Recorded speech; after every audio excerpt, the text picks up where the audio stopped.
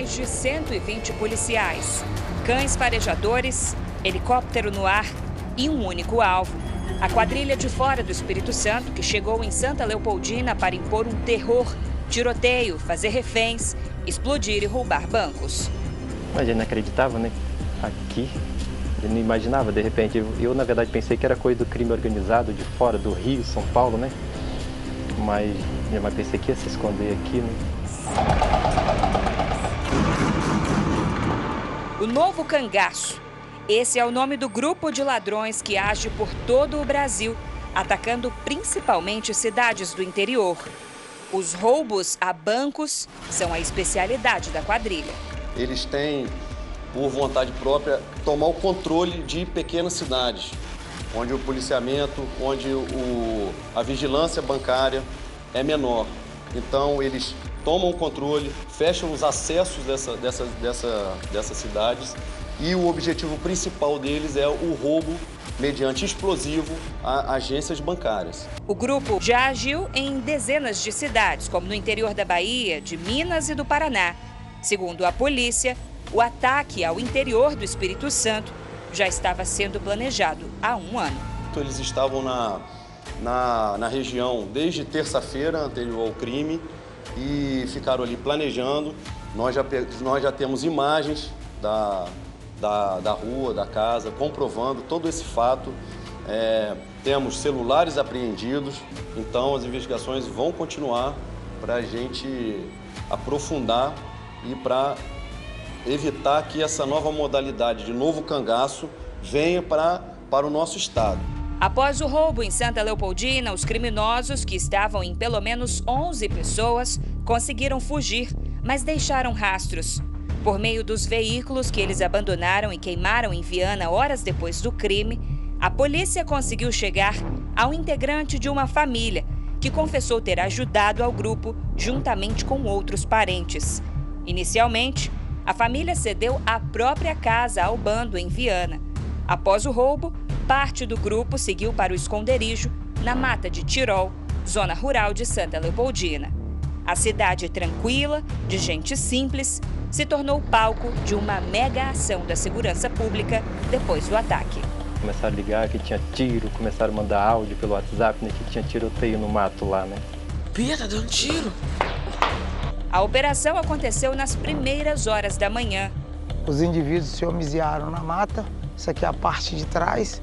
Então, alguns militares eles vieram por aqui e começaram a fazer incursão por aqui. Os policiais se espalharam por esse morro, no meio de um matagal fechado, porque sabiam que parte do bando estava escondida ali, com o dinheiro levado dos bancos. Na procura pela quadrilha, alguns vestígios foram vistos. Essa blusa aí mesmo ela foi usada também para que os cães sentissem o odor dos meliantes e aí adentraram. Quando se viram cercados, os bandidos atiraram contra policiais, que revidaram.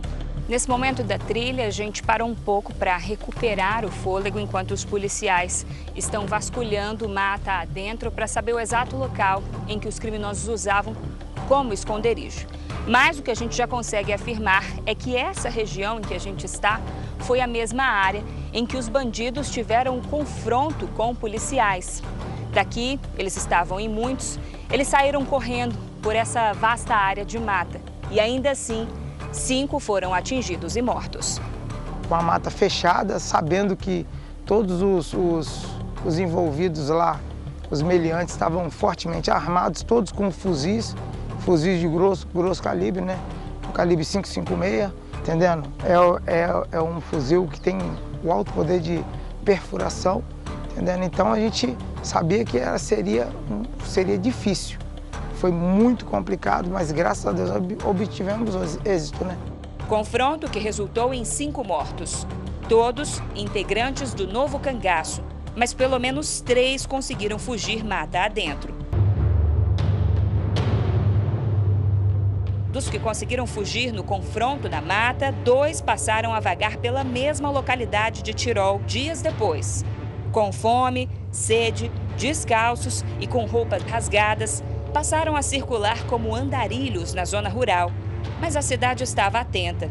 E logo, os moradores começaram a se comunicar sobre a presença de estranhos. Até que o cunhado dessa moradora, que tem medo de se identificar, ficou cara a cara com a dupla na estrada. Em entrevista exclusiva à nossa equipe, ela conta que os dois pediram primeiro um celular. Nunca imaginei que ia aparecer o bandido aqui, que fosse ladrão lá, queria roubar o banco.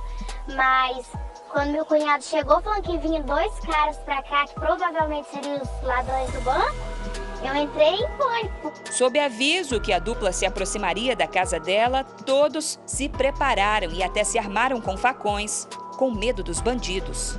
Aí a gente avisou os 2 meninos que estavam trabalhando aqui embaixo, mexendo com gengibre. Aí nós já estávamos aguardando. Eu fiquei na janela, dentro de casa, meu marido ficou do lado de fora. Eles se diziam perdidos e que precisavam entrar em contato com familiares de Viana. Eles falaram assim que eles queriam um celular, que eles precisavam de ligar com a tia deles que morava em Viana. A conversa começou a ficar tensa quando a dupla percebeu que havia sido identificada. Eles levantaram a camisa, falaram que estava desarmado, meu marido simulou estar com facão. Aí meu marido falou, não encosta em mim não encosta não, que eu tô armado, eu tô com facão. Da janela e com medo, a dona de casa resolveu registrar o momento para enviar o material à polícia. Meu marido conversando com eles e eu olhando a janela e tirando foto para ver se dá para fazer alguma coisa para poder ajudar. Nesse mesmo quintal, eles entraram e por ali saíram sem levar nada. Pedi para um monte de gente poder ajudar, aí as pessoas ligaram e conseguiram chamar a polícia, porque no momento que eles estavam aqui eu não conseguia ligar para a polícia e falar, porque até mesmo eles podiam ouvir e fazer alguma coisa com a gente. Aí ali atrás tem vizinhos, os vizinhos chegaram a ver, só que nesse momento eles viram muito movimento de pessoas e correram para o mato. Depois de passarem por essa última casa, não tem jeito. Os moradores tinham forte desconfiança de que eles faziam parte da quadrilha. E então começaram a ligar em peso para a polícia e avisar o que estava acontecendo.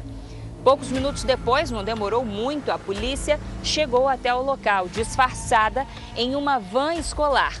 Quando eles passavam exatamente aqui por essa estrada, os próprios moradores começaram a indicar que viram que os criminosos tinham se escondido aqui, estavam bem ali, perto daquela cachoeira.